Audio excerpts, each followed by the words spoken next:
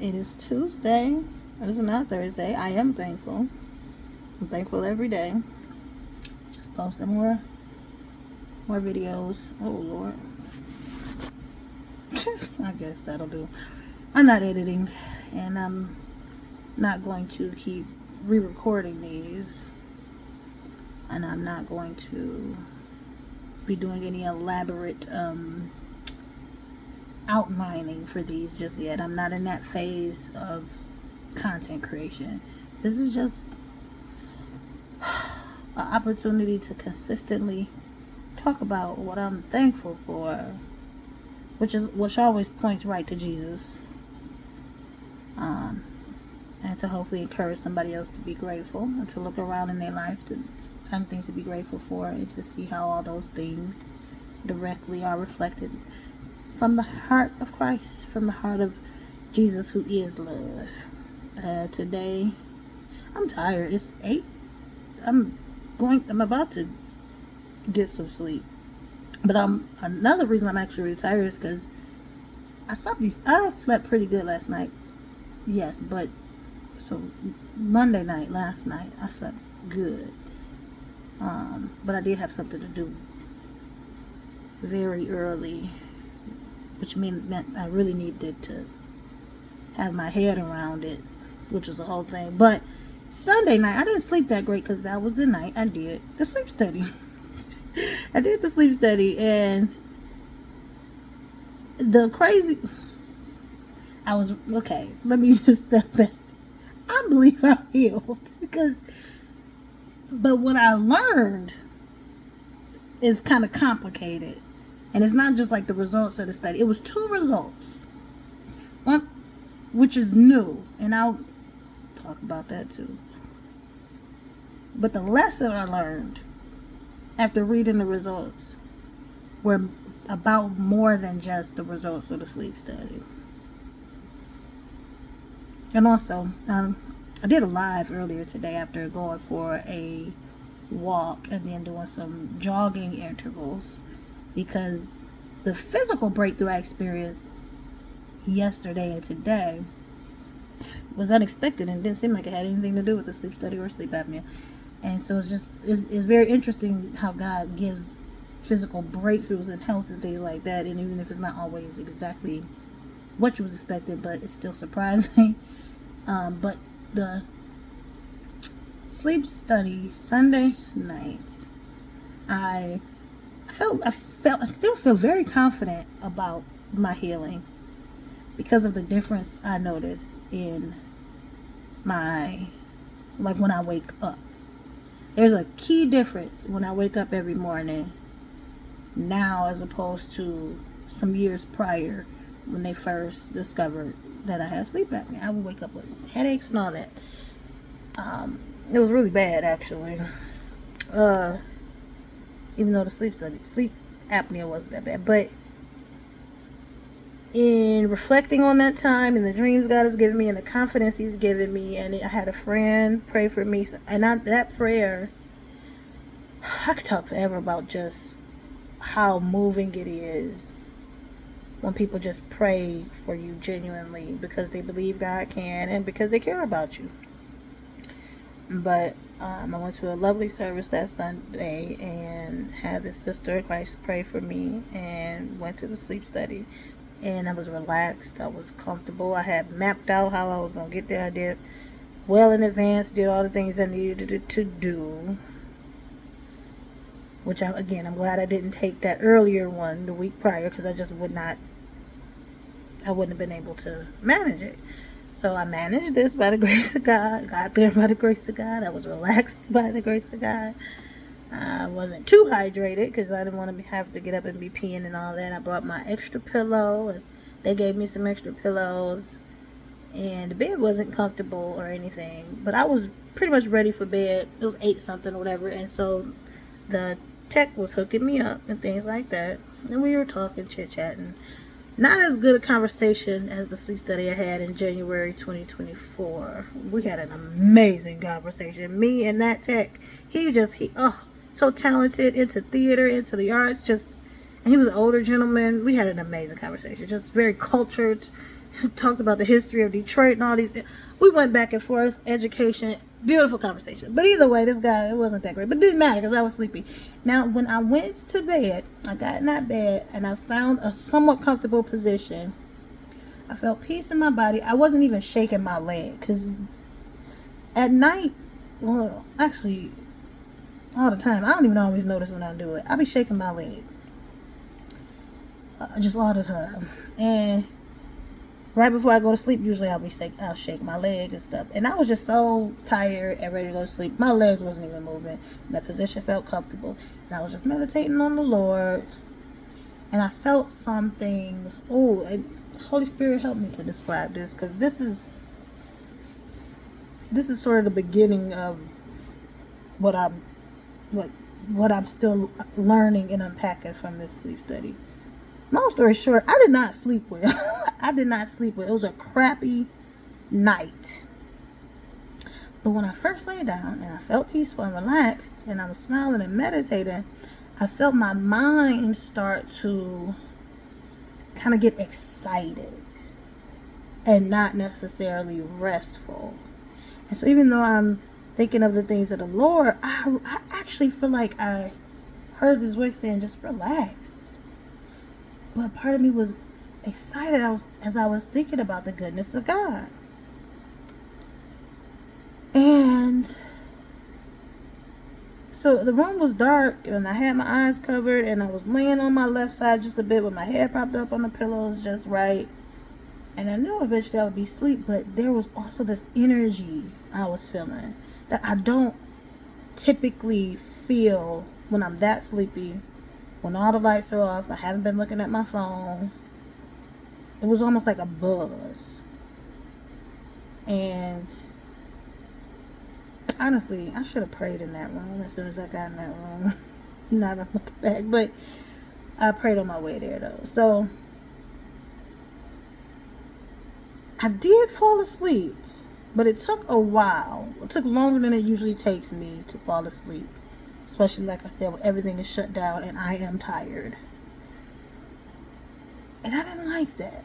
Because that wasn't quite my thing. Usually when I'm meditating and about to go to sleep, meditating on the goodness of the Lord, whether I'm praying audibly, maybe I'll be singing. Sometimes I'll sing a song until I fall asleep. Sometimes I don't listen to scripture till I fall asleep because my phone be on the whole night.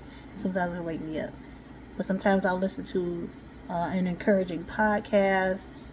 I don't know why. Well, I do know why it's controversial, but I haven't done that lately though, because they changed Spotify. Anyway, but I used to listen to like a Joel Osteen podcast and just set the timer on the Spotify to go off after 30 minutes and I'd fall asleep, because his messages are, again, people can feel how they want to feel. Like, he's the only pastor who, say things that don't always line up with the word. I ain't heard a pastor yet. I myself don't even always say things that line up with the word. That's why you got to be in it for yourself.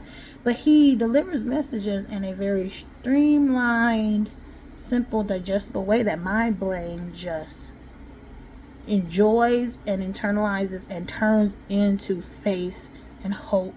And even conviction and correction, or, just a reference for the things of God. Even when I can hear things he say that I know, like, okay, that's not biblical. Not, I don't like it, but it's not biblical. I think people just don't like him. I don't think people actually even be reading the Bible to know whether or not what he says is biblical or not. Because if that was their standard, they probably wouldn't be able to tolerate their own pastor, because at some point he gonna say something that's not biblical. So I would listen to that, and it wouldn't take me long and I would fall asleep. So it just don't take me that long to fall asleep. And when I fell asleep at this sleep study, it was a weird sleep. Now, you hooked up to all the things, and I've done these twice before. And the last one I did, I was sleeping probably like 5 minutes. I mean, the one prior to this one, it just took me no time to fall asleep. And the one prior to that, I don't really remember. I remember I was struggling with some hypervigilance because I just didn't like sleeping in shared places, because I was just nervous about getting bed bugs. But even then, I still slept. So this energy was just really weird. And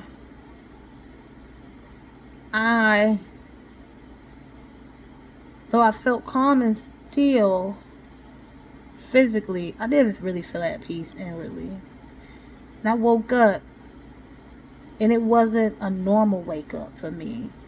Like, I don't wake up in the middle of the night often anymore. Especially now that I'm pretty much on an elimination diet, which I don't know when I'm going to introduce nothing back for real. Or it ain't much that I've separate video. Certain changes that I've had to make have really helped, so I really don't wake up in the middle of the night unless something is really happening. Like 4th of July, I fell asleep during the fight with all them fireworks going. But around 2 a.m., some loud ones was going off, woke me up. I'm like, dang, they still going. And then I fell back asleep. Like, I don't wake up and go to the bathroom. I don't wake up from sugar crashes anymore, because that's something that can happen. I've experienced that.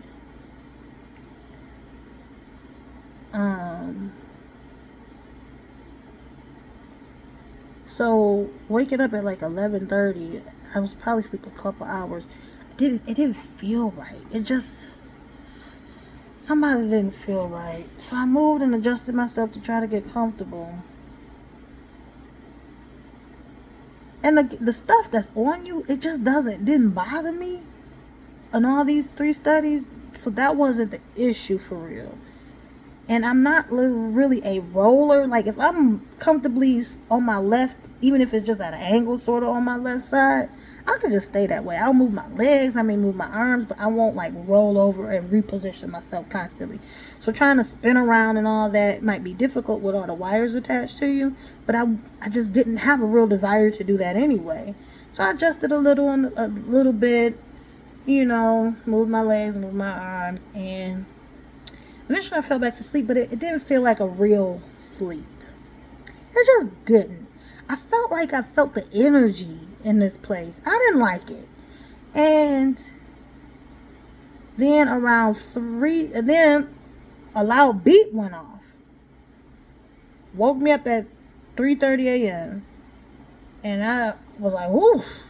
It just woke me right up. And I don't know if I'm a light sleeper. I can't say I am a light sleeper because, like I said, I slept through them fireworks.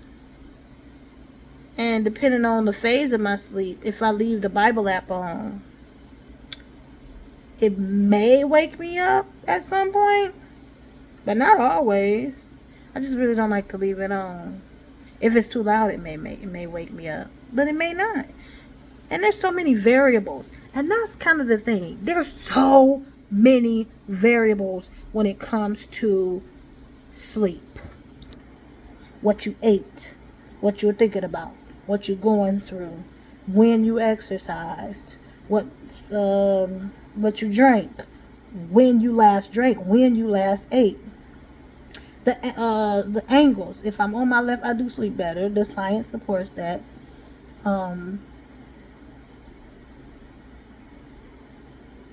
My sinuses were not clogged, which is always good. That makes a big difference.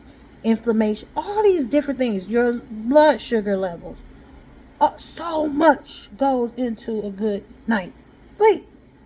And then there's a spiritual aspect to it as well.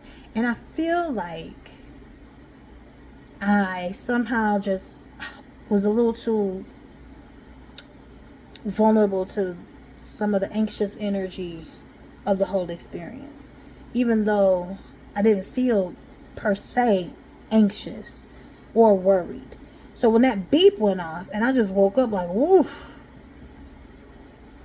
And I looked at my phone and saw it was about 3:40ish or so.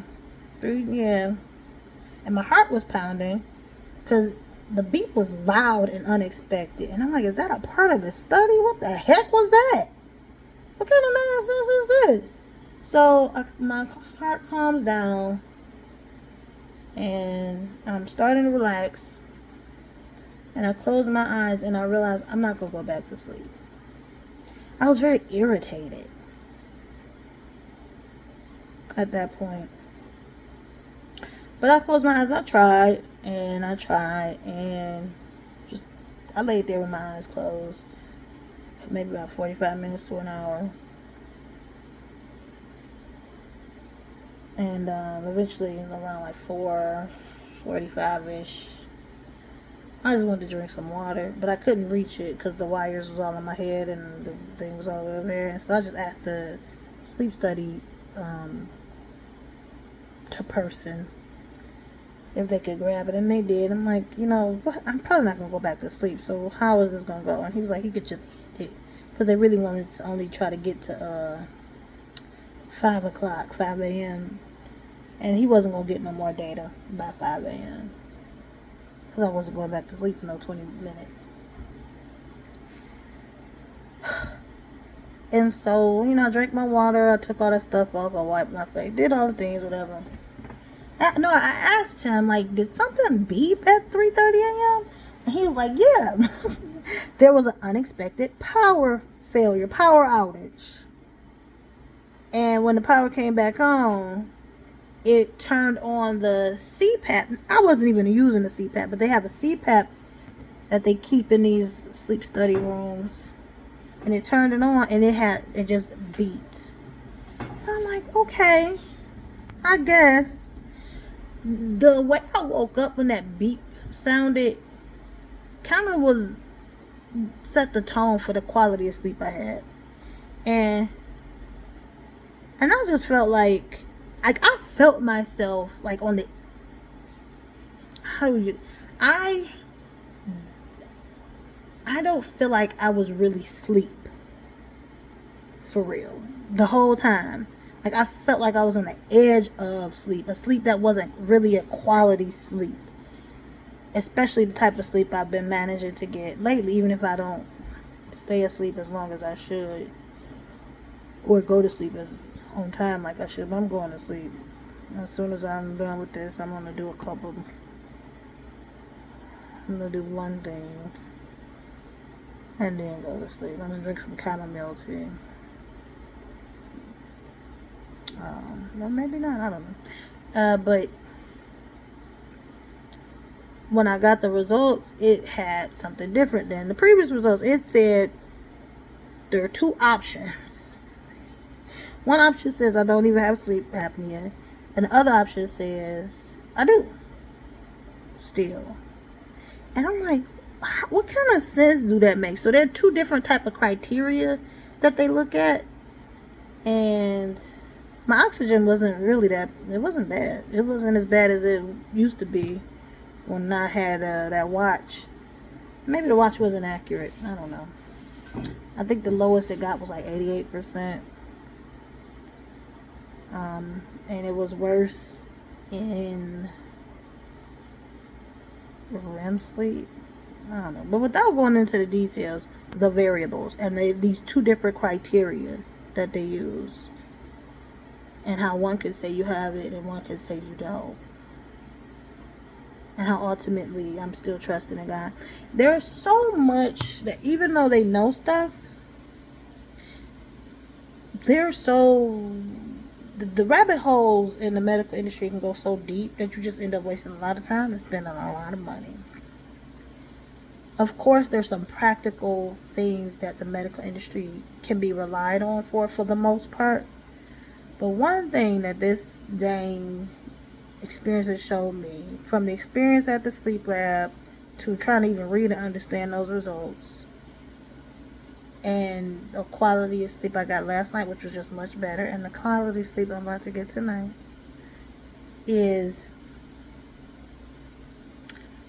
Jesus and the healing he offers is always superior, but it's necessary. It's not just an optional, hopeful thing.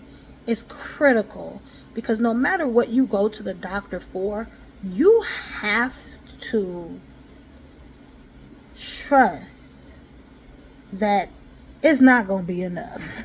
It's just not going to be enough, and you need and deserve and can have more. Because whatever that was, and however that, and even talking to the sleep doctor, I'm going to follow up and do the things, but I'm getting more than this. I'm not about to be going back and forth for them all around and back and forth about pressure and blah, blah, blah, blah, blah.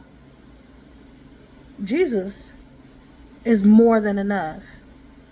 And he's still going to do it for me.